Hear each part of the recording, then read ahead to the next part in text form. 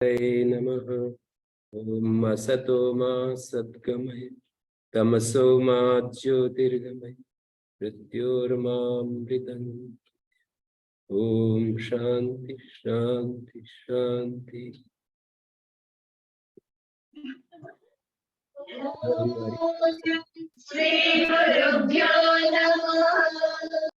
ये 31वीं कक्षा, आप सबका स्वागत है।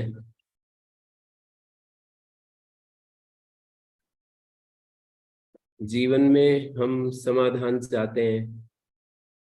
समाधान विचार के द्वारा एक प्रकार का होता है और विचार से परे, विचार से अतीत भी एक समाधान होता है, जिसके लिए हम महान पुरुषों से सुनते हैं, गुरुणाम मौनम व्याख्यानम शिष्यास्तु छिन्न संशय। शब्दों से हमारी बुद्धि का निर्माण होता है, शिक्षा से शब्द उसके माध्यम होते हैं, उससे हमारी बुद्धि का निर्माण होता है। लेकिन शब्दों से अतीत, शब्द जिसका संकेत करते हैं, शब्द जिसकी तरफ इशारा करते हैं, उस तत्व के लिए शब्द अपर्याप्त हैं। उस तत्व को जानने के लिए, समझने के लिए, अनुभव करने के लिए हमें उस गहरे मौन की स्थिति में जाना पड़ता है, जहां पूर्ण साइलेंस है, जहां अथाह शांति है, जहां पूर्ण निर्भयता है, एक रस स्थिति है जिसमें कोई फ्लक्चुएशन नहीं, उतार चढ़ाव नहीं, ऊपर नीचे नहीं होता। पूर्ण एक प्रेम की स्थिति है, निरपेक्ष स्थिति है। संसार से हम कुछ भी अपेक्षा नहीं रखते, साथ में उपेक्षा भी नहीं करते हैं। ऐसी वो हमारी पूर्ण स्थिति है जिसको हम मौन कहते हैं। तो उस मौन में जाने के लिए विचार से परे, शब्दों से परे, वृत्तियों से परे, जो भी शब्द नाम दें, मानी वृत्तियों से परे, ये भी वही बात कही, इन शब्दों के द्वारा भी उसी बात को कहते हैं। विचार से परे, वृत्तियों से परे, और एक ऐसी स्टेज आ जाती है, mindless mind, thoughtless state. Mindless mind का मतलब माइंड तो है, पर माइंड का जो प्रकट कार्य है, विचार करना, तुलना करना, देखना, समझना, निर्णय देना, वो वहां पर नहीं होता। निर्णय की पूर्ण स्थिति होती है, उसके लिए पूर्ण प्रकाश हम कह सकते हैं। तो शब्द हमको वहां ले जाकर छोड़ देते हैं जहां शब्दों की आवश्यकता नहीं रह जाती। हम जितने भी शास्त्र पढ़ते हैं और शास्त्रों में व्याख्याएं सुनते पढ़ते हैं, वे व्याख्याएं हमको वहां ले जाकर छोड़ देती हैं, उस जगह ले जाकर छोड़ देती हैं, जैसे कि सीढ़ियां हमें वहां ले जाकर छोड़ देती हैं। अब आगे सीढ़ियों की आवश्यकता नहीं होती। नौका हमको वहां ले जाकर छोड़ देती है जहां अब नौका की आवश्यकता नहीं रहती। इस पार से परले पार जाने के लिए हमें नौका में बैठना पड़ता है, और नौका चलती जाती है और किनारे पर जाकर हमको छोड़ देती है जहां अब नौका की आवश्यकता नहीं, क्योंकि हमें परले पार जाना है। आजकल की भाषा में कहें, प्रधानमंत्री या राष्ट्रपति जी से मिलने के लिए हम जब कभी मन बनाते हैं, तो गाड़ी हमको वहां ले जाकर छोड़ देती है कि अब आगे गाड़ी नहीं जा सकती, और हमें स्वयं अपने से वहां पर प्रवेश करना होता है। आत्मना आत्मानम अभिसम विवेश, यजुर्वेद के 32वें अध्याय के एक मंत्र का ये टुकड़ा है। आत्मना आत्मानम अभिसम विवेश, आत्मदीपो भव, ऐसा भगवान बुद्ध का भी एक सूत्र वचन है कि अपने आत्मा को ही दीपक बनाओ। और उपनिषदों में भी कहा, स्वयं ज्योतिरेवयं पुरुषः, ये पुरुष स्वयं ज्योति स्वरूप है। मानी पूछते हैं कि ये किस ज्योति के सहारे पुरुष चलता फिरता है, काम करता है, खाता पीता है, सारे व्यापार करता है, तो कहते हैं कि सूर्य ज्योति के सहारे, मतलब अपना जो कार्यकरण संघात है, शरीर मन बुद्धि इंद्रियों का जो समुदाय है, इससे परे एक आत्म नाम की ज्योति है, उस तक पहुंचाने के लिए शुरुआत कहाँ से की, ये देखते देखते ही बनता है। तो उन्होंने कहा कि किस ज्योति के सहारे हमारी 3 स्थिति होती है, जागृत, स्वप्न और सुसुप्ति। जागृत अवस्था में बहुत सारी ज्योतियां मिली जुली रहती हैं, इसलिए जागृत अवस्था में उस ज्योति को अलग करके नहीं दिखाया जा सकता। इसलिए स्वप्न अवस्था को पकड़ करके उस ज्योति को समझाने की कोशिश की गई श्रुति में। जागृत अवस्था के बाद जो स्वप्न अवस्था आती है, उसमें उस ज्योति को मुखरित रूप से हम समझ सकते हैं। सुषुप्त अवस्था में क्योंकि तमस इतना आच्छन्न हो जाता है, इतना अधिक तमस का जो आवरण है वो छा जाता है कि हम उस ज्योति को, जैसे आकाश में सूर्य खिल रहा हो लेकिन बादल, गहरे बादल उस सूर्य को घेर लेते हैं, तो हम सूर्य के होते हुए भी हम ऐसा महसूस करते हैं कि सूर्य नहीं है। तो सुषुप्त अवस्था में भी आत्मा अपने शुद्धतम रूप में रहता है, क्योंकि वहां मन भी नहीं है और कोई भी किसी प्रकार का वहां आत्मा के साथ जो संपर्क होता है वो नहीं रहा। लेकिन वहां तमस इतना सघन हो जाता है, मानी अविद्या का जो मूल रूप है वो इतना सघन हो जाता है कि वहां आत्मा ज्योति स्वरूप को कैसे हम दिखा सकते हैं, कैसे समझाएं। तो इसलिए जागृत अवस्था को भी छोड़ दिया उपनिषद में और सुसुप्त अवस्था का भी त्याग कर दिया गया। जो बीच की स्वप्न अवस्था है उसको पकड़ करके उस ज्योति तक पहुंचाने की कोशिश की गई। तो ये कहा, बात को शुरुआत यहाँ से किया कि ये पुरुष किस ज्योति के सहारे, किन ज्योतिरेवायम पुरुषा, किस ज्योति वाला है ये पुरुष। तो उन्होंने कहा कि सूर्य ज्योति, आदित्य ज्योति। आदित्य ज्योति के सहारे ये अपना काम करता है, ऑफिस जाता है, वापस आता है और गड्ढों को देख पाता है, अपनी गाड़ी को गड्ढों में गिरने से बचा पाता है। और कोई ऐसी चीज होती है जिस पर हमारे पैर नहीं टिकने चाहिए, गंदगी से अपने को बचाता है और ऐसा ऐसा बहुत सारे काम करता है।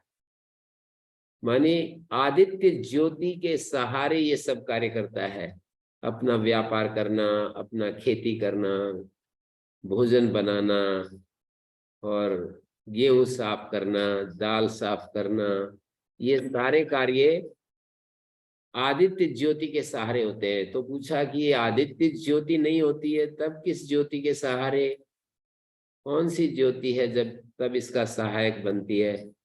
तो उन्होंने कहा कि आदित्य नहीं होता है तो रात होती है, और रात में चंद्रमा ज्योति इसका सहायता करती है। चंद्रमा ज्योति के सहारे ये देखता भालता है, और जो कार्य दिन में सूर्य ज्योति के सहारे करता है वो रात में चंद्र ज्योति के सहारे चंद्रमा ज्योति बनता है, और ये व्यक्ति को सहायता करता है चंद्रमा ज्योति बन करके।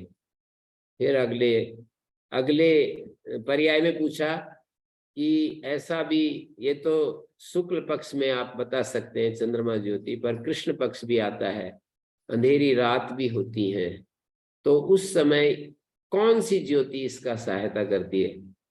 तो बोले कि अग्नि ज्योति सहायता कर देती है, वहां पर हम कृत्रिम अग्नि जला लेते हैं और उसके सहारे हम अपने काम करते हैं। आजकल की पृष्ठभूमि में कहें तो बहुत ज्यादा जो लाइट है, विद्युत बहुत ज्यादा हमारी मदद करती है, और उसके सहारे हम वैसे ही काम करते हैं जैसे दिन में काम कर रहे होते हैं।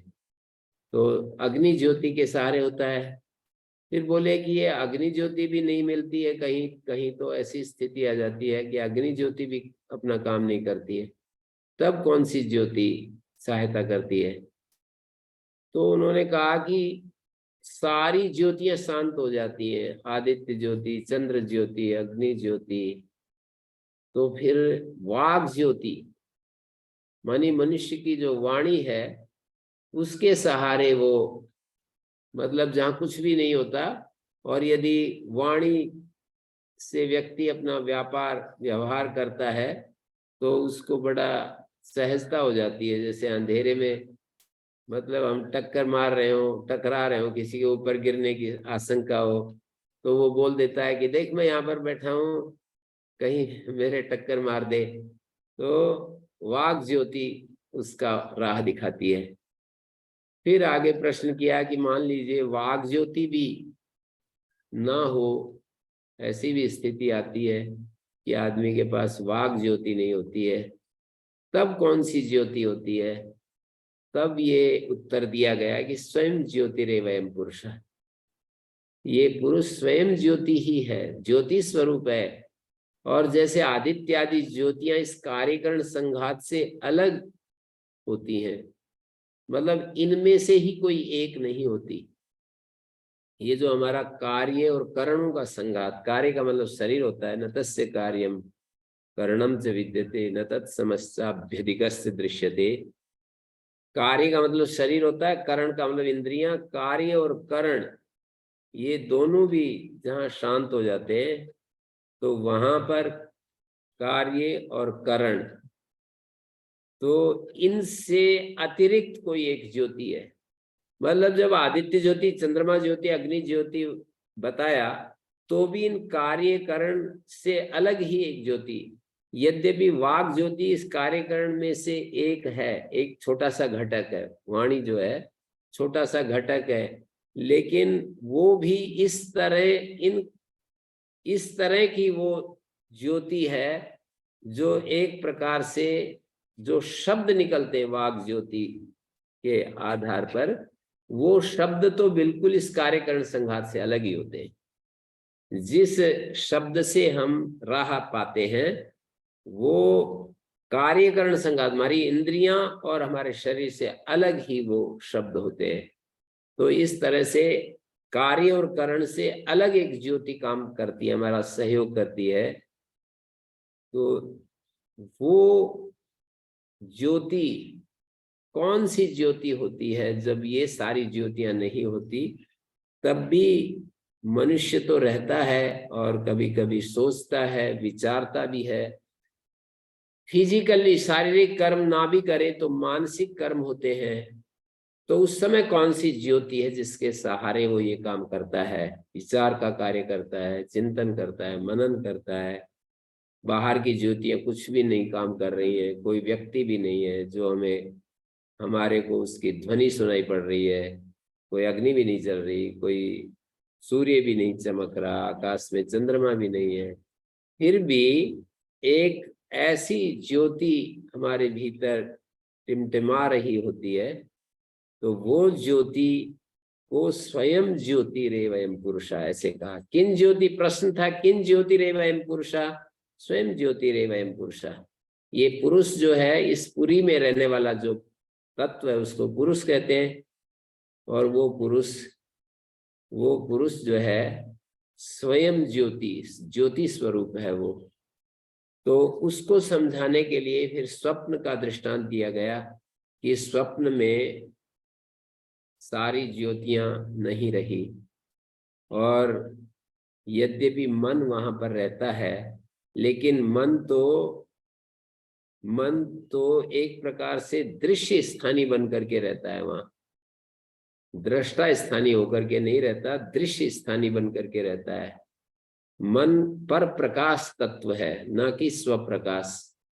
तो मन में जो संस्कार होते हैं, उन संस्कारों का जिस ज्योति के प्रकाश में अवलोकन किया जाता है वो ज्योति कोई अलग है। मानी ज्योति का काम प्रकाशित करना है, तो जिन शब्दों को या जिन वाक्यों को, जिन वस्तुओं को, पदार्थों को, दृश्यों को प्रकाशित करने वाली ज्योति है, जैसे यहाँ पर सूर्य ने इस भूमंडल को प्रकाशित किया हुआ है, सब दिखती हैं चीजें। और रात में चंद्रमा प्रकाशित करता है, अग्नि प्रकाशित, आजकल बिजली प्रकाशित करती है। वाणी यदि होती है तो वाणी भी प्रकाशित करती है, जैसे मैं बोल रहा हूँ एक एक चीज आप समझ रहे हैं। लेकिन ये सब भी नहीं रहते तो भी ज्योति तो नहीं जाती है, और उसी समय ज्योति अधिक मुखरित रूप में कार्य करती है। दूसरी ज्योतियां बंद हो जाती हैं, तब ये ज्योति अधिक मुखरित होकर के कार्य करती है। तो उस आत्म ज्योति, ये जो आत्म ज्योति है, इसका अनुभव सुसुप्त अवस्था में नहीं हो सकता, जागृत में भी नहीं हो सकता है, क्योंकि जागृत में दूसरी दूसरी ज्योतियां बहुत सारी इन्वॉल्व रहती हैं, और सुसुप्त अवस्था में अंधेरा, मूल जो अविद्या है वो बहुत सघन हो जाती है। तो इसलिए स्वप्न अवस्था ऐसी है जहां पर इस तरह का अंधेरा भी नहीं होता है। वहां दृश्य तो होते हैं, पर इस तरह आत्मा को रोकने वाला जो अंधकार होता है, अंधेरा होता है, ज्ञान होता है, उस तरह का नहीं होता है। तो इस कथानक के द्वारा हम ये समझ सकते हैं कि आत्मा स्वयं ज्योति है, लेकिन जब हमारी इंद्रियां सक्रिय होती हैं, हमारी इंद्रियां अपना अपना काम कर रही होती हैं, तो वो आत्मा अपने उस ज्योति स्वरूप में, स्वयं ज्योति स्वरूप में नहीं होता है। उस स्वयं ज्योति स्वरूप में होने के लिए सारी जो मन की एक्टिविटी है, मन का जो व्यापार है, उसको निरोध करना पड़ता है। उसी को योग साधन कहते हैं। योग साधना के द्वारा, माने हम जो साधन प्रणाली का प्रयोग करते हैं, योग साधना कहिए, साधना कहिए, साधन करना कहिए, हम साधन करते करते जब हम पूरे शांत हो जाते हैं, हमारा मन निर्मल हो जाता है और वो चुप हो जाता है, शांत हो जाता है, तो हमें वो ज्योति आभासित होती है। उस ज्योति का ज्योति स्वरूप प्रकट होता है।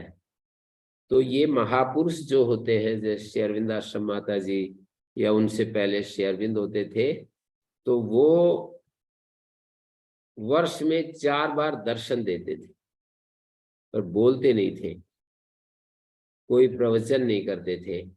तो बड़े बड़े प्रश्न करते थे, तो कोई कुछ बोल देता था अपने अनुसार, वो तो बोलने का अधिकार सबको है, तो कोई कुछ बोलता, कोई कुछ बोलता। कोई कहता भारत में अंधविश्वास नहीं हटेगा।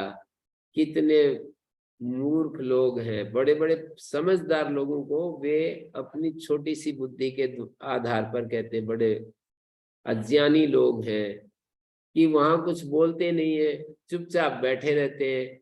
और ये लोग हजारों मील की यात्रा करके 3 दिन, उस समय आजकल की गाड़ियां तो बड़ी फास्ट हो गई हैं, यहाँ दिल्ली से जाने के लिए, पांडिचेरी तक पहुंचने के लिए 3 दिन लग जाते थे। पहले चेन्नई जाओ, चेन्नई से भी फिर कोई गाड़ी पकड़ो छोटी मोटी, मतलब 100 साल पहले की बातें, मैं लगभग 75 साल पहले की बातें मैं कह रहा हूँ। 75 साल पहले तो चले गए थे अपने शेयरविंद, और उससे पहले भी 100 वर्ष पहले जैसे।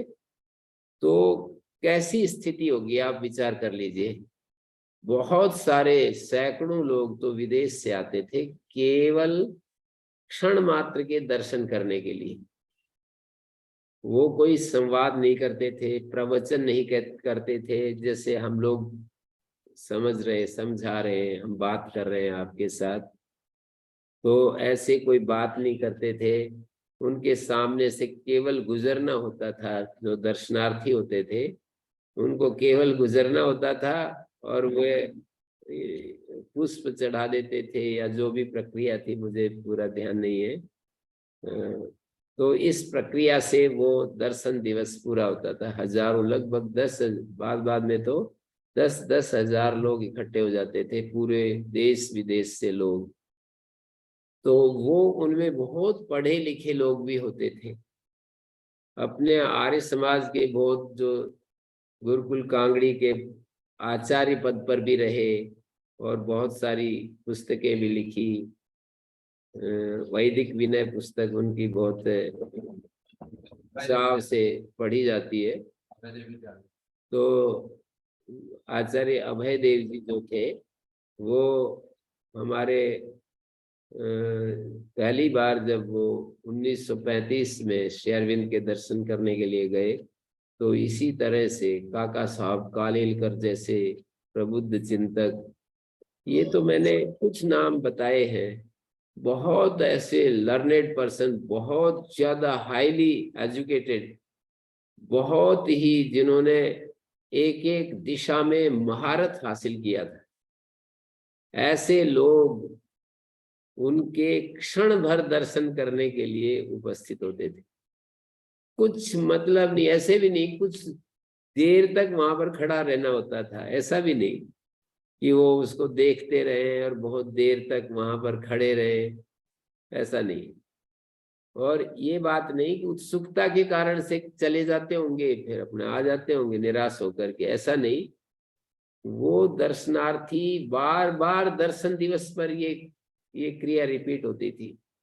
तो इस व्यवहार से हमें पता लगता है कि ये जो वाक्य बोला गया है, गुरुणाम मौनम व्याख्यानम शिष्यास्तु छिन्न संशया, गुरुजनों का व्याख्यान मौन चल रहा होता है और शिष्य संशय रहित होते जाते हैं।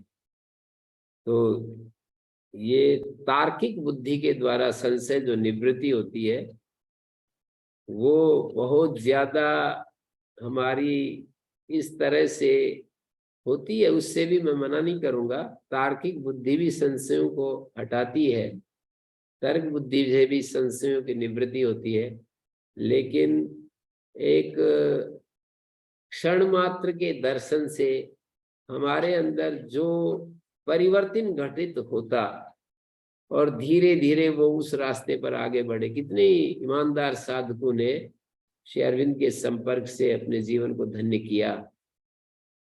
तो ये हमें बहुत विचार करने की चीज है। लोग तरह तरह की धारणाएं इस घटना को देख करके तरह तरह की धारणाएं उनके बारे में बनाते, और तरह तरह कोई कुछ बोलता है, कोई कुछ बोलता है, बोलने के लिए सबका अधिकार, मतलब स्वतंत्रता दी हुई है भगवान ने कि भाई कोई भी किसी के बारे में कोई रिमार्क दे सकता है, ये उसकी स्वतंत्रता है। तो मुख्य रूप से हमारी आत्मा की जो मौन स्थिति है, उस मौन स्थिति में श्री अरविंद रहते थे, और केवल उसी स्थिति में नहीं रहते थे, वर्षों तक जब से उनको ये पांडिचेरी 1910 में वो गए हैं, और उसी समय वो इस तरह से रहना शुरू कर दिया था। और उससे पहले 1 साल उनको जेल में रहना पड़ा।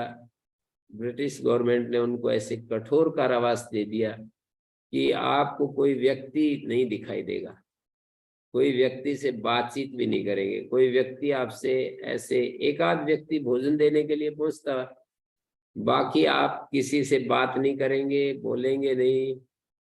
तो ऐसे 1 वर्ष तक वो रहते रहे, और उस 1 वर्ष की अवधि में उनकी साधना पूर्ण हो गई, और वासुदेवा सर्वमिति, जैसे भगवान कृष्ण ने गीता में कहा है, सब कुछ वासुदेव ही है, ये उनको अनुभूति हुई।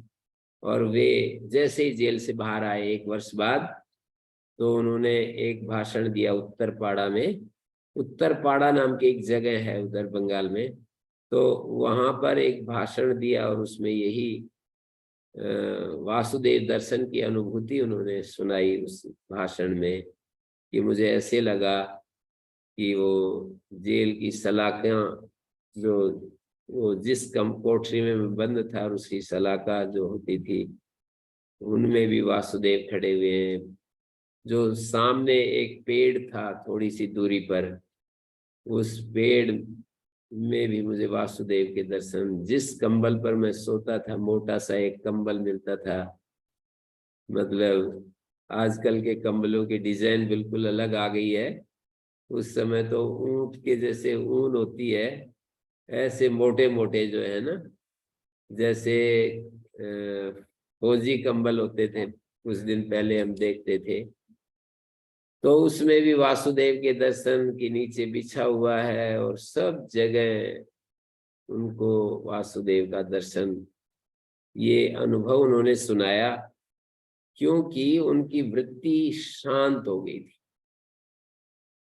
उनकी वृत्तियां शांत हो गई थी, उनकी इच्छाएं चली गई थी, शांत हो गई थी। उसके परिणाम स्वरूप अपना जो मूल स्वरूप है, मनुष्य का जो मूल स्वरूप है, चैतन्य स्वरूप है, वहां जाकर के और वे सदा सदा स्थित रहने लगे।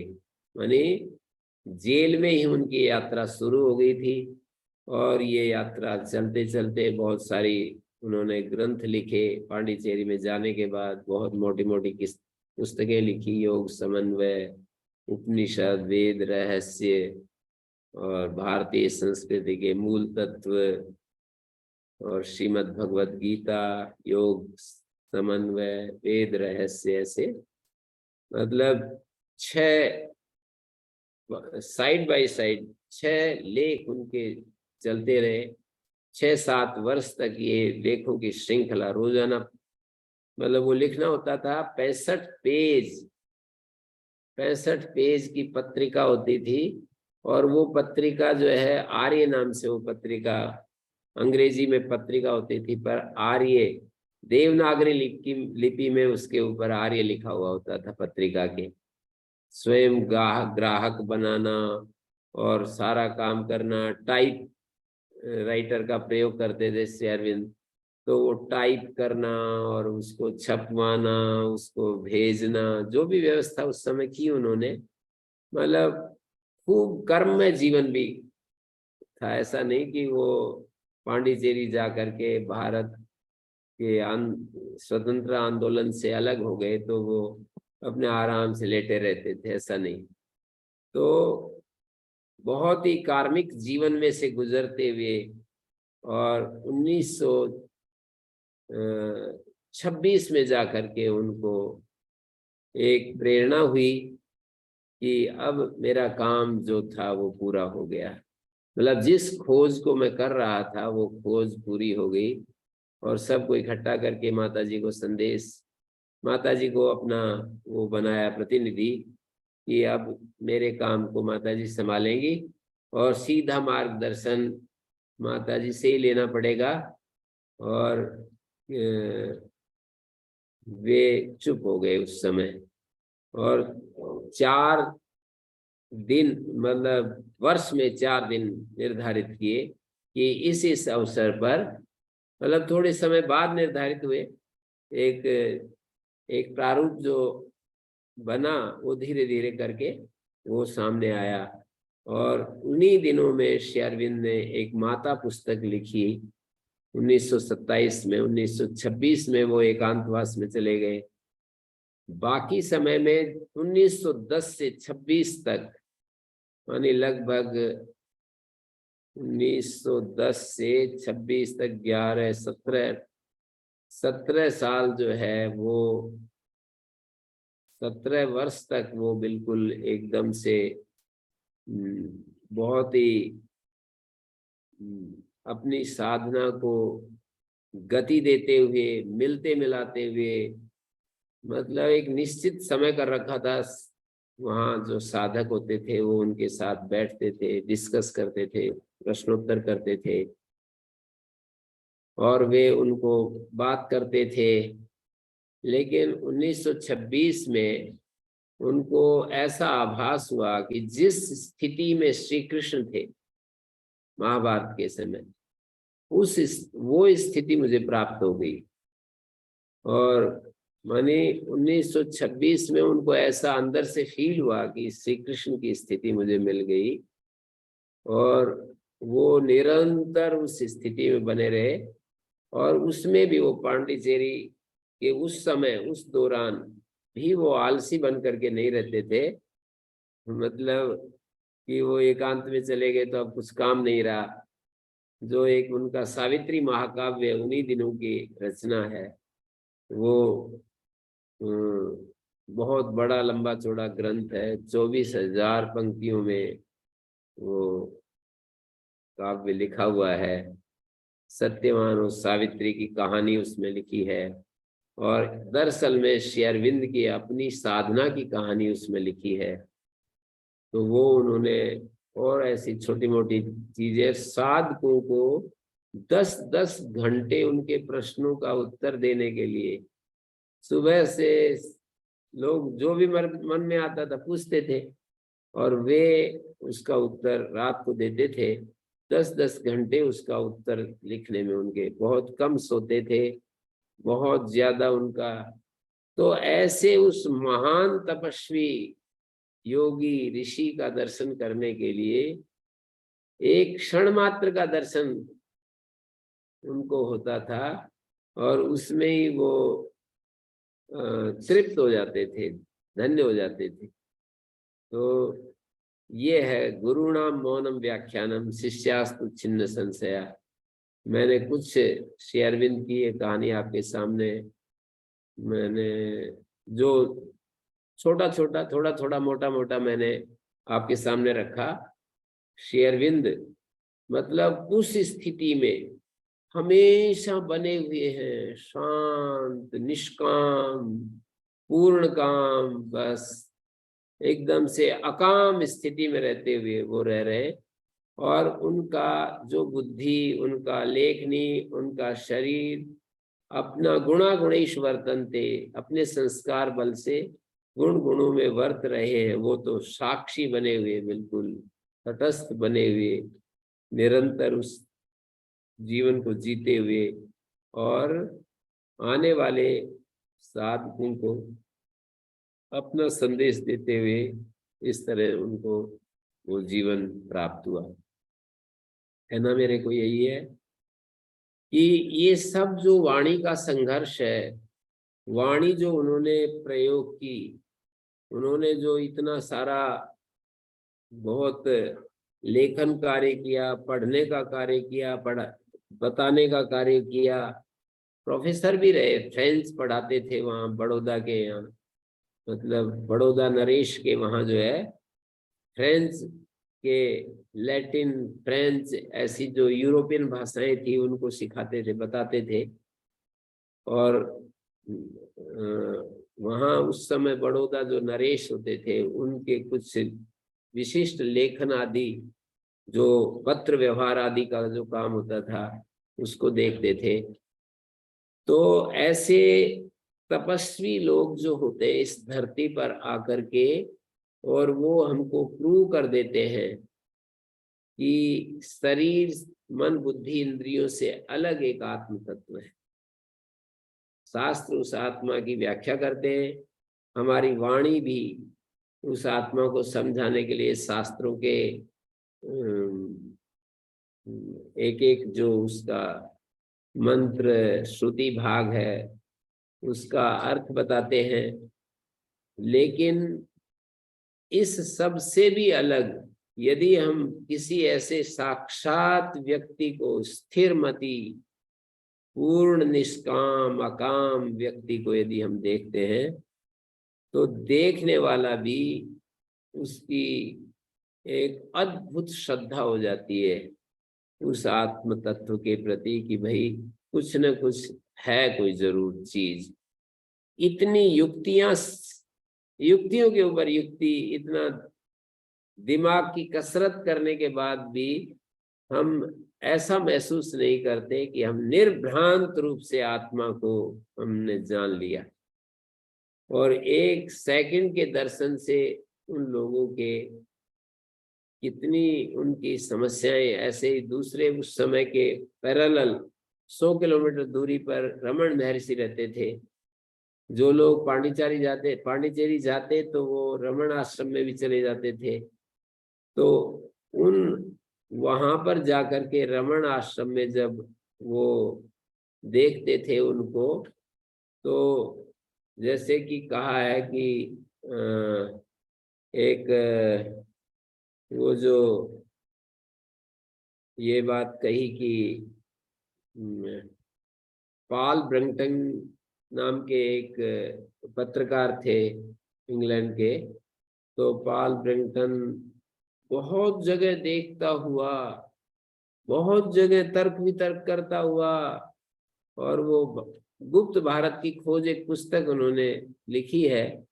तो उन्होंने अपना सारे एक्सपीरियंसेस लिखे हैं कि मैं वहां गया, ऐसे ऐसे साधुओं से मिला, ऐसे ऐसे सिद्धों से मिला, ऐसे ऐसे विशिष्ट पुरुषों से मिला। लेकिन वो कहते हैं कि मैं ऐसे निरुत्तर नहीं हुआ, निस्संक नहीं हुआ। और जैसे ही मैंने रमण महर्षि के दर्शन किए तो पता नहीं क्या हुआ कि बिल्कुल एकदम से मेरे अंदर विचार ही चले गए और एकदम से मैं शांत हो गया, मेरी सारी शंकाओं का समाधान हो गया एक झटके में, मतलब दर्शन मात्र से। और मेरी स्थिति चेंज हो गई बिल्कुल एकदम से। जो मैं खोज रहा था ऐसा लगा कि मुझे वो मिल गया है। तो ये कई साधकों ने ऐसे हमें अपने अनुभव शेयर किए। हमारे एक जर्मनी की माता जी, सरस्वती माता जी, मैं जानता हूँ उनको। वहां पर जोशीमठ से ऊपर बहुत ऊंचाई पर रहती हैं, वो 6-6 फीट बर्फ पड़ती है।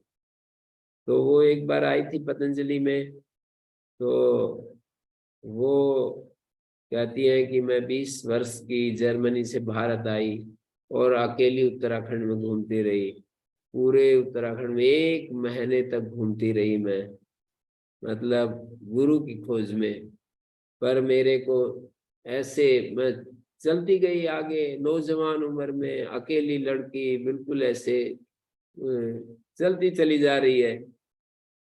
एक आश्रम में गई और कितने सारे आश्रम वाले जैसे कि मेरे सिद्धांत के रास्ते में प्रलोभन खड़े थे ना, कि आप हमारे इस आश्रम को संभाल लो, इसको संभाल लो, आप ये कर लो, वो कर लो, आप ऐसे रहो, मतलब ये पूरा साम्राज्य आपका ही होगा। तो कितने अच्छे अच्छे आश्रम उसके सामने आए और कितने साधक लोग सब उनको रखना चाहते थे, उनको शिष्य बनाना चाहते थे। लेकिन वो कहती हैं कि मैं चलती गई, मेरे को पर जिस मैं गुरु की खोज में थी, वो अपने आप सुनाती है, गुरु की खोज में थी मैं। और जैसे ही मैंने वहां उस ऊंचाई पर मैं पहुंची, किसी ने बताया कि वहां भी एक महात्मा रहते हैं, तो मैं उस ऊंचाई पर जैसे गई और उनको मैंने देखा तो बिल्कुल मेरा मन कि ये हैं जिनको मैं खोज रही थी। वो तो चले गए, वो तो अप्रसिद्ध कोई ऐसे ही महात्मा। मैं भी गया, मैं मिला उनसे, तो एक वाक्य उन्होंने बोला था मेरे को भी कि ये कहते हैं समर्पित हैं, हम समर्पित हैं। बोले समर्पण ऐसी, ये कोई बच्चों का खेल है? कोई बिरला करोड़ों करोड़ों में से कोई एक होगा जो समर्पित अपने को कह सकता है या समर्पित होता है। तो सब अपने तरीके से जी रहे हैं और चल रहे हैं, थोड़ा थोड़ा समर्पण। कोई कहते रहते हैं कि हम तो इनके समर्पित हैं, हम तो इनके समर्पित हैं। समर्पण कोई हंसी खेल है ऐसे। वो जो उनके गुरुजी, सरस्वती माता जी के गुरुजी हैं, अभी लगभग 50 से ऊपर ज्यादा उम्र हो गई। मतलब माता जी 30 साल से भारत में रह रही हैं और 30 से ज्यादा हो गया, मतलब 5-6-7 साल पहले की बात है। 48 वर्ष उनकी उम्र थी, 52-53-53-54 साल की हो गई। और बिल्कुल कोई साधन नहीं वहां पर, कोई स्नानागार नहीं। कैसे कैसे मतलब जंगल से लकड़ियां इकट्ठी करो और बस उनसे अपना रोटी राटी बनाओ, पानी गर्म करो। और बर्फ के समय तो बिल्कुल 6-6 फीट बर्फ चढ़ जाती थी। कैसे कैसे मतलब उन्होंने जंगली जानवरों के बीच में और वो चुनाव किया उन्होंने। तो जब हमारे को तृप्ति मिलती है तो फिर सब चीजें गौण हो जाती है और आदमी फिर सहज हो जाता है। सबकी भूख भी अलग होती है, सबकी जो खोज है वो अलग होती है। आवश्यकता अलग होती है, एक ही बात है, मैं अलग अलग शब्दों में एक ही बात को कहना चाह रहा हूँ। खोज कहें, आवश्यकता कहें, भूख कहें, सबकी अलग अलग होती है, पर जिसकी जो भूख होती है उसको वो मिल ही जाती है, यदि वो सच्ची हो तो। मतलब सच्चाई के साथ हमारी भूख, हमारी प्यास, हमारी आवश्यकता, हमारी खोज यदि बन जाती है तो निश्चित रूप से वो पूरी होकर के ही रहती है। कितने सारे उदाहरण, कितने सारे दृष्टांत, पीस पिलिग्रिम माता जी का मैंने कई बार दृष्टांत सुनाया कि अमेरिकन माता जी कितना, मतलब अपनी जीवन की सच्चाई को सामने रखकर वो अपने अनुभव शेयर करती हैं कि मैं नौजवान उम्र में मेरे मन में आया कि पैसे कमाऊंगी तो सब कुछ ठीक ठाक हो जाएगा। पैसे मैंने कमाए कुछ वर्ष, 2-3 साल में ही मैंने जान लिया कि ये तो बात नहीं बनेगी इतने मात्र से। पैसे कमाने से जो मैं सोचती थी कि साधन इकट्ठे होंगे, फिर आराम से मैं रहूंगी और फिर किसी से कोई झगड़ा नहीं, किसी से कोई लेना देना नहीं, तो ये तो रास्ता, ये तो बनेगा नहीं। तो ऐसे ईमानदारी से वो आगे बढ़ती गई, बढ़ती गई, और 50 साल की होते होते होते होते एक अंदर से उनको कुछ प्रेरणाएं हुई। मतलब 35 साल की उम्र में लगभग वो, उनको ऐसे प्रेरणा हुई कि मुझे सब कुछ भगवान को अर्पित कर देना चाहिए। और उन्होंने अपने अनुभव शेयर किए कि मैं एक कुत्ता पाल रही थी, तो जैसे कि विदेश में परंपरा होती है, तो अपने कुत्ते को लेकर मैं जंगल में घूमती रही और पूरी रात घूमती रही। फिर एक ऐसे ओपन प्लेस में, मतलब जाकर के मैंने कहा, हे भगवान, मैं अपने आप को तेरे अर्पित करती हूँ, मुझे गाइड करो, मार्गदर्शन करो, और मैं पूर्ण रूप से आपके समर्पित हूँ। और वे कहती हैं कि जिस दिन मैंने ये संकल्प भगवान के सामने निवेदन किया, उस आत्म निवेदन के बाद मैं जो चाहती थी उसके लिए मुझे और घोर परिश्रम करना पड़ा। 15 वर्ष लग गए मुझे, ऐसे सुनाती हैं, 15 वर्ष लग गए मुझे। और मुझे लगता है कि 15 वर्ष तो बहुत थोड़े ही में काम बन गया उनका। 15 वर्ष में वो इतना, उनको वो जो कह रही है कि उसको सफल करने के लिए उन्होंने अपना ग्राफ जीवन का खींचा है, ऊपर नीचे ऐसे ऐसे ऐसे ऐसे ऐसे ऐसे, और आखिरी में वो ऐसे बस प्लेन की तरह सीधी चल रही है, नीचे आने का कोई नाम ही नहीं है। तो ये लोग अपनी गहराई में चले जाते हैं। ये सारे लोग जो हैं जिनके हम दृष्टांत दे रहे हैं, वे अपनी गहराई में चले जाते हैं। विचार से पले परे जो एक विजडम जिसको कहते हैं, कृष्णमूर्ति अवेयरनेस जिसको कहते हैं, उस स्थिति में चले जाते हैं। और उस स्थिति में जाने के बाद वे निरापद हो जाते हैं, निशंक हो जाते हैं, उनको भय मुक्त हो जाते हैं। उनको ऐसा नहीं रहता है कि अब तुम वापस लौट सकते, उससे पहले निरंतर संभावनाएं रहती हैं, वापस लौट भी आते हैं कितने सारे लोग। और शेरविन ने भी माता पुस्तक के प्रारंभ में कहा, एक छोटी सी शेरविन की पुस्तक है माता द मदर, और उसमें उन्होंने बताया कि तुम कभी भी अपने समर्पण को वापस ले सकते हो, जब तक कि वो इररिवोकेबल जो समर्पण का वो घड़ी नहीं आ जाती जब तुम अपने समर्पण को वापस लेने के लिए भी बाध्य हो जाते हो, तुम नहीं ले सकते। माने जीवन के इस क्रम में एक ऐसे भी क्षण आते हैं जब हम अपने आप को विड्रा नहीं कर सकते, हम चाहें तो भी नहीं कर सकते। महापुरुषों के यही है स्वरूप। जैसे किसी को भी आप देखिए, महर्षि दयानंद को देखिए, आचार्य शंकर को देखिए, रमन महर्षि को देखिए, और ये सब जितने भी लोग जिनके हम उदाहरण सुना रहे हैं।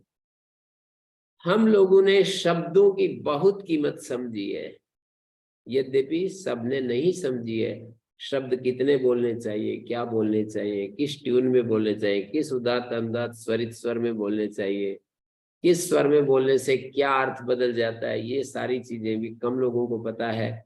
लेकिन फिर भी शब्दों की महिमा हम समझी है, शब्दों से हम क्या प्राप्त कर सकते हैं ये भी हम समझते हैं। हम एक एक शास्त्र को पढ़ते हैं और हम उस शास्त्र को पढ़ते हुए अपने आप को धन्य अनुभव करते हैं कि मेरे को बहुत ही दृष्टि साफ हो गई है, बिल्कुल मुझे साफ साफ दिखाई देता है, ऐसा भी स्थिति आती है।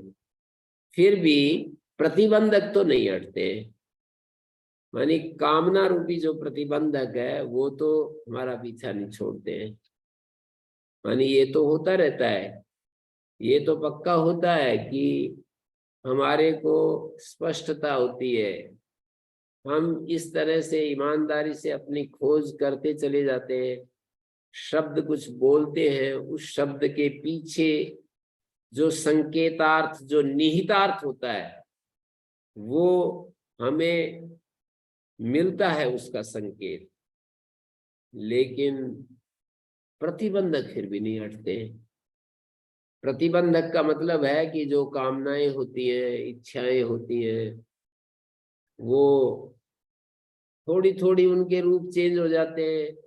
पहले कुछ अलग प्रकार की कामनाएं होती हैं, फिर कुछ कामनाओं के रूप में चेंजिंग आ जाती है, ये तो होता है, लेकिन पूरा प्रतिबंधक नहीं हटते हैं।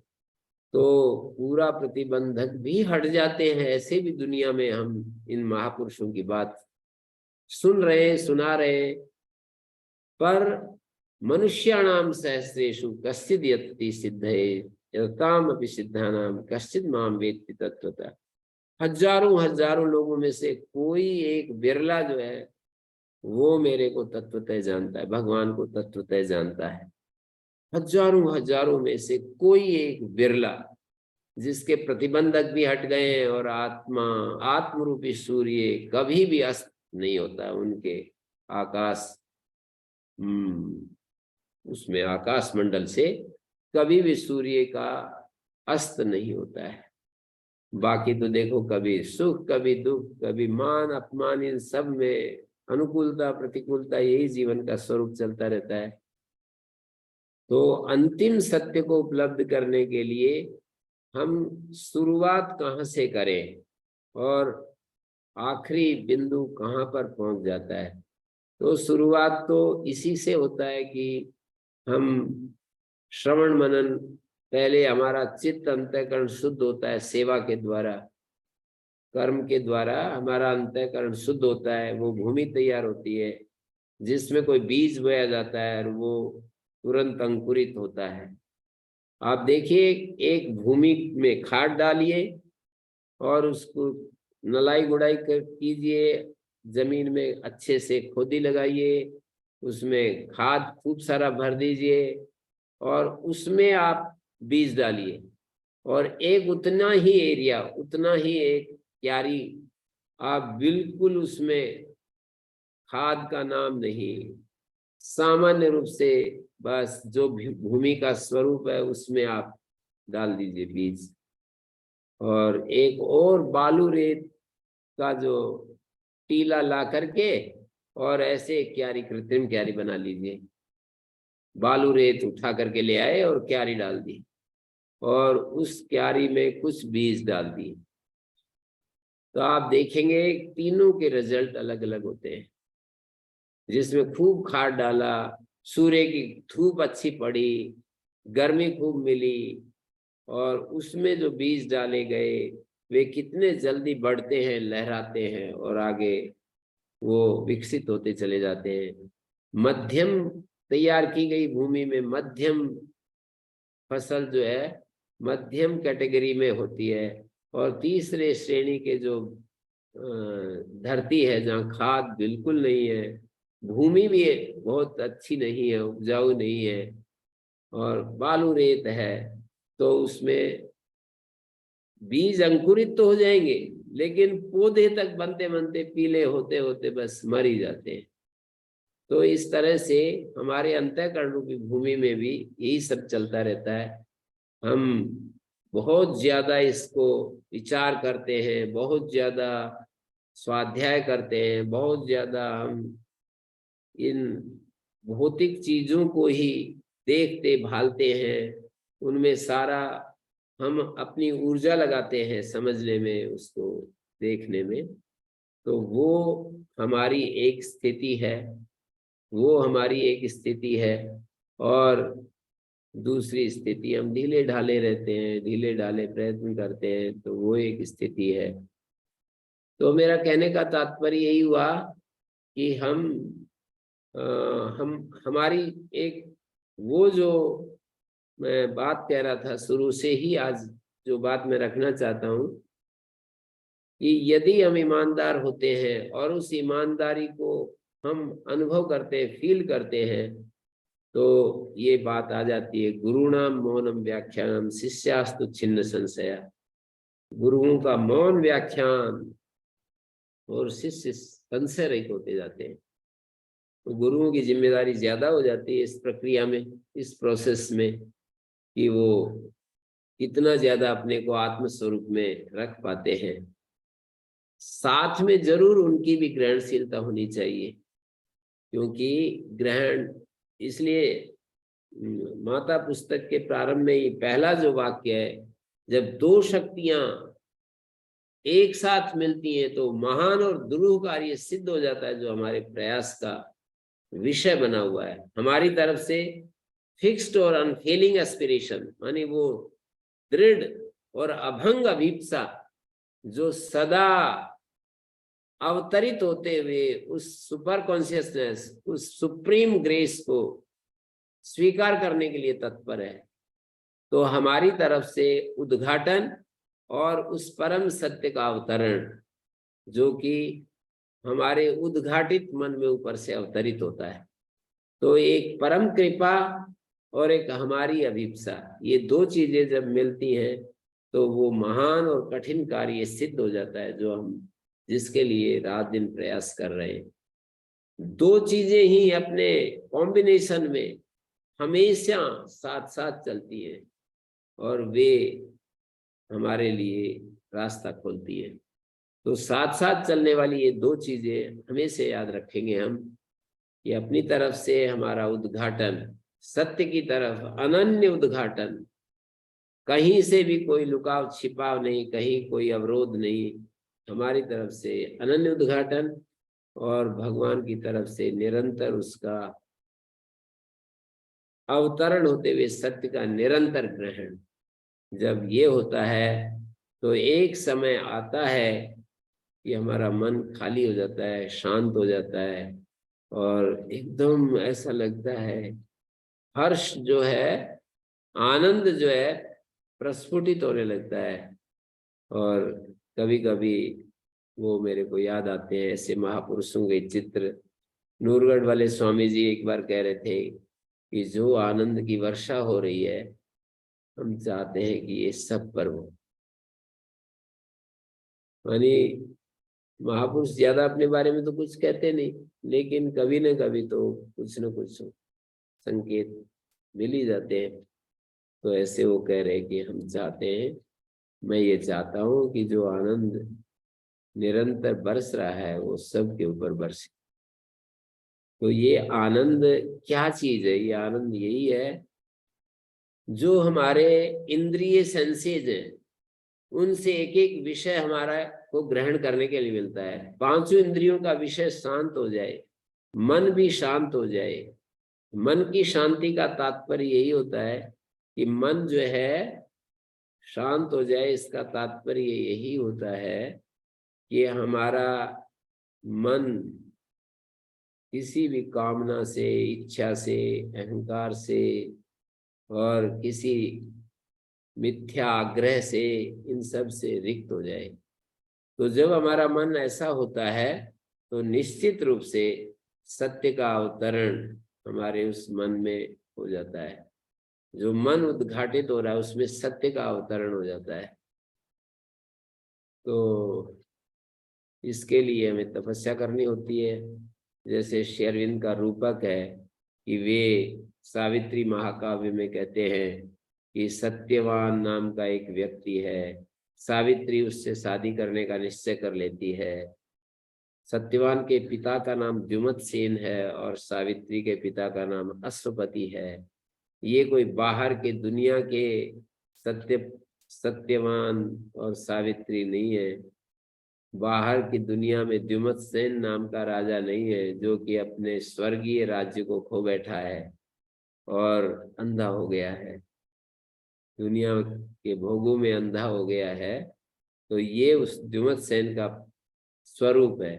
मानी वो इस दुनिया के बाहरी जो साम्राज्य, जो पूरा साम्राज्य है उसको खो बैठा, देवासुर संग्राम में अपने साम्राज्य को खो बैठा और उसको वो विवेक की आंखें लुप्त हो गई और वो नहीं देख पाता है कि मैं क्या चाह रहा हूँ, मेरा लाभ भी होगा या नहीं होगा, निर्णय भी नहीं कर पाता है।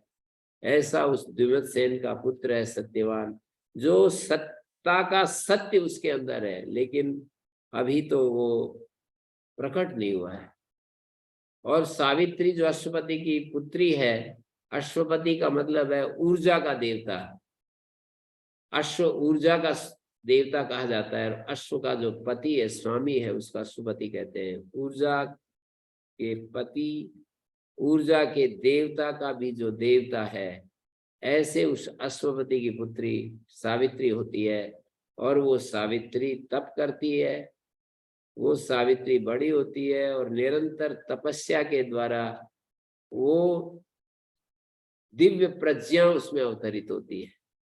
तो सावित्री दिव्य प्रज्ञा है, सत्यवान दिव्य मन है और द्युमत सेन चमकते हुए सैन्यगण का नायक है, अश्वपति ऊर्जा का देवता है। ये सारी चीजें श्री अरविंद सावित्री महाकाव्य में वर्णन करते हैं, जो कि महाभारत में भी उसके कथानक को उन्होंने बताया स्वयं कि महाभारत के इस कथानक को मैंने अपनी साधना का आधार बनाया और इसी के आधार से मैं निरंतर चलता रहा और आज मैं जो हूँ इसमें मैंने अपनी कहानी लिख दी है।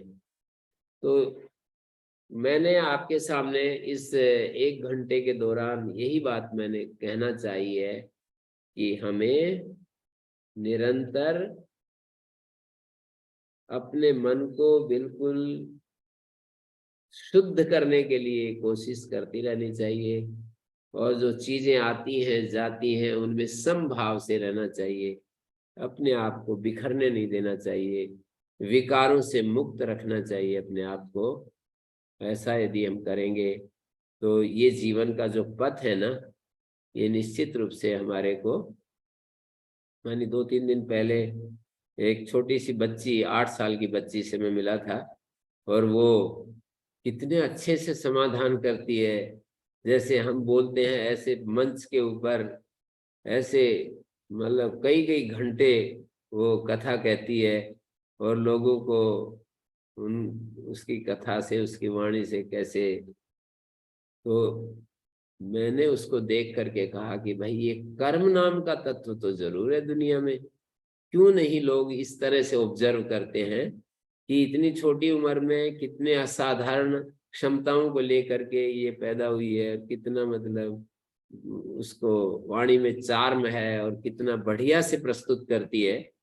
बड़े आदमी भी इतने तरीके से जैसे मैंने पूछा कि आप ये बताओ कि हमारे मनुष्य जीवन का लक्ष्य क्या है, तो शुरू करते हुए बोलती है, देखिए ये जो जीवन है ये हमारा भगवान को पाने के लिए है। मानी बाकी सारी चीजें तो दूसरी योनियों में मिलती है, पर हमें भगवान तो इसी योनि में मिलेगा। ये संस्कार हमारे को कैसे मिलते हैं, तो अगली हम कक्षा में ये विचार करेंगे कि किस तरह से संस्कार बढ़ाए जाते हैं और किस तरह से संस्कार हटाए भी जा सकते हैं, किस तरह से संस्कार हमारे को एक विशेष दिशा में ले जाते हैं, एक रास्ते में ले जाते हैं। तो किसी का कोई प्रश्न तो शायद नहीं होगा।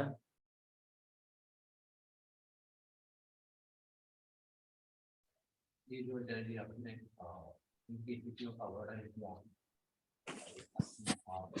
जी, तो आत्म भाव में स्थिर होते थे अथवा आत्म परमात्मा भाव में भी, या दोनों को आपने एक ही करके संबोधित कर दिया? जी जी, मतलब उसमें कुछ फर्क नहीं होता। जब आप यूं कहते हैं, महर्षि दयानंद उसको कहते हैं कि लोहा जैसे अग्नि में पड़ जाए तो उसमें लोहा और अग्नि का भेद खत्म हो जाता है। अद्वैत मत में ये कहते हैं कि हमने जो आवरण पहने हुए हैं, ओढ़े हुए हैं, उनको हटा दिया तो हम शुद्ध आत्मा के रूप में ही रहते हैं। तो उसमें कोई अंतर नहीं पड़ता। मूलतः जाकर देखेंगे तो शब्दों में, प्रस्तुति में तो अंतर होता ही है, प्रस्तुत करने में तो अंतर होता ही है। हाँ जी शेखर जी। जी गुरु जी। अशोक जी आप म्यूट जी कर लें। अशोक जी। ओम प्रणाम गुरुजी। जी मेरा सवाल ये है, अगर विपश्यना मौन में रहते हैं तो योग नहीं कर सकते हैं, तो क्या करें? मौन रहे या योग करें? प्रणाम।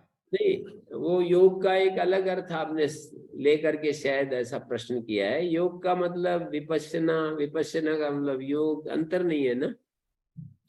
विपश्यना माने विशेष रूप से शांत भाव से देखना है, और योग का मतलब एकाग्र होना, और एकाग्रता से भी आगे निरुद्ध अवस्था में पहुंचना। तो विपश्यना और एकाग्र होना एक ही तो बात है। जैसे ठीक। विशेष रूप से देख रहे हैं और एकाग्र हो गए हैं, तो एकाग्रता तो किसी विषय के ऊपर होती है ना। आज मैंने जो बात कही उसमें कि गुरुओं का मौन व्याख्यान है और वो शिष्य संशय रहित हो जाते हैं, ये बात यहाँ से भी समर्थित होती है, विपश्यना से भी समर्थित होती है, योग से भी समर्थित होती है। दो शब्द है, अर्थ इनका अलग नहीं है। तो वहां पर ये कहा है कि जब व्यक्ति एकाग्र होता है, यस्त एकाग्रे चेतसी, जो समाधि एकाग्र चित्त में, समाधि बनी एकाग्रता, सीधी से गणित कर लेना चाहिए, समाधि बनी एकाग्रता। सद्भूतम अर्थम प्रद्योतयति क्षिणोति च क्लेशान कर्म बंधनानि श्लथयति निरोधम अभिमुखम करोति। तो जो चीज जैसी है उसको वैसा दिखाती है विपश्यना या योग स्थिति। जो चीज जैसी है वैसा दिखाती है, कर्म बंधनों को ढीला कर देती है विपश्यना, और क्षिणोति च क्लेशान, क्लेशों का क्षय कर देती है विपश्यना, और विपश्यना हमको निरोध के कगार पर ले जाकर खड़ा कर देती है। ये विपश्यना शब्द को हटाकर आप योग शब्द का प्रयोग करके भी समझ सकते हैं कि योग हमको क्या करता है। योग यथार्थ जो चीज जैसी है उसको वैसा ही हमें दिखा देता है। योग और क्या करता है, क्लेशों को क्षय कर देता है। योग और क्या करता है, कर्म बंधनों को, जो कर्म के बंधन है, मानी हमें बेबस होकर कर्म करने पड़ते हैं, संस्कार के वशीभूत होकर के, उनको ढीला कर देता है। कर्म बंधनानि श्लथयति क्षिणोति च क्लेशान और निरोधम अभिमुखम करोति। निरोध के, ये जो योग है हमको निरोध के द्वार पर ले जाकर खड़ा कर देता है। तो ऐसे में समझाऊं, विपश्यना और योग तो एक ही चीज है ना।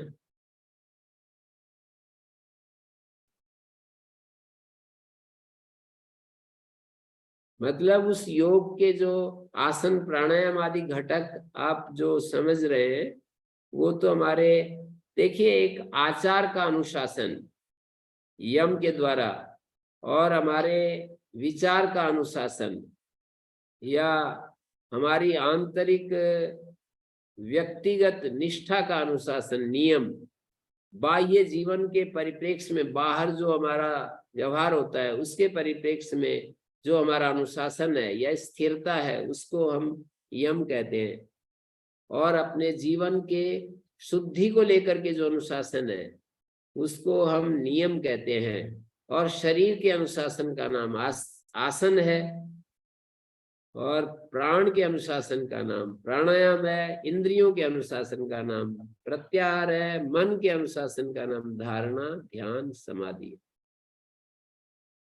मतलब धारणा का मतलब एकाग्रता थोड़े बिंदु बिंदु हो रही है, ध्यान में वही एकाग्रता सघन हो गई, और समाधि में उस सघनता की पराकाष्ठा है। तो धारणा, ध्यान, समाधि तो तीनों एक ही है लगभग, मतलब उसमें एकाग्रता का अंतर कह सकते हो। बस एक बिंदु पर धारणा, जैसे एक एक बूंद टपक रही है ना उसमें, टेप में, ठूठी में से एक एक उसका पानी का जो पानी गिर रहा है, ये धारणा की तरह समझ, इसको धारणा जैसे समझ सकते हैं। तेल की धार की तरह यदि हो जाए तो ध्यान है।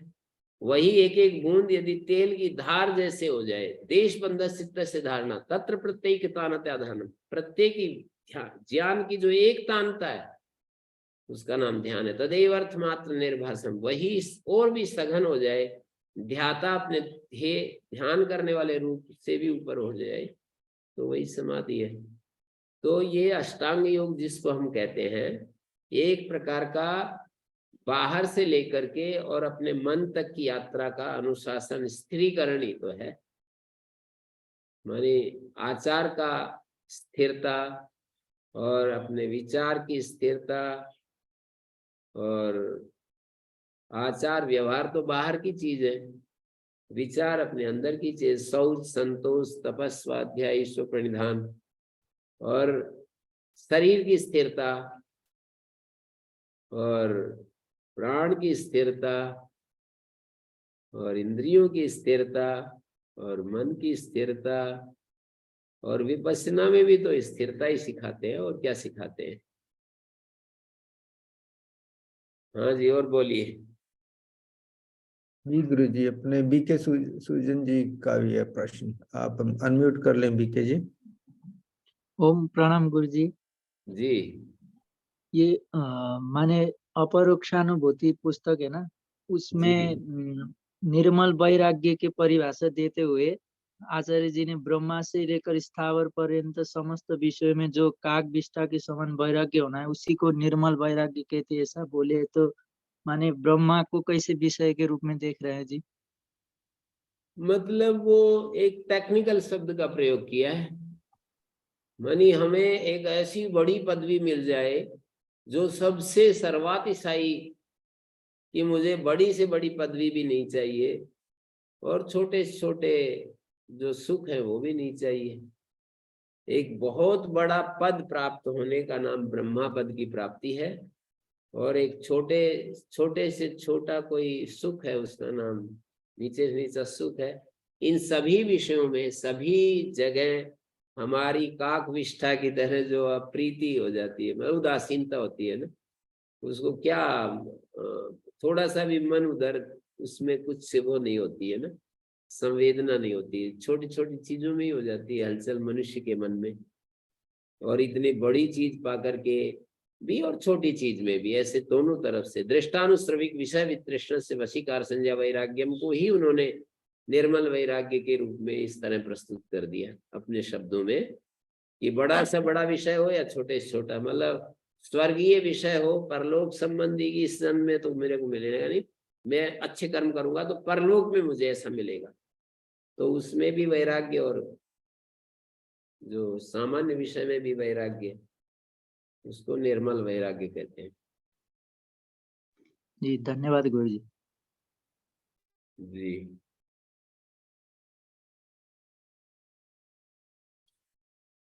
जी गुरु जी। जी समाप्त, यहाँ तो नहीं है कोई और प्रश्न गुरु जी। ओम शांति शांति शांति।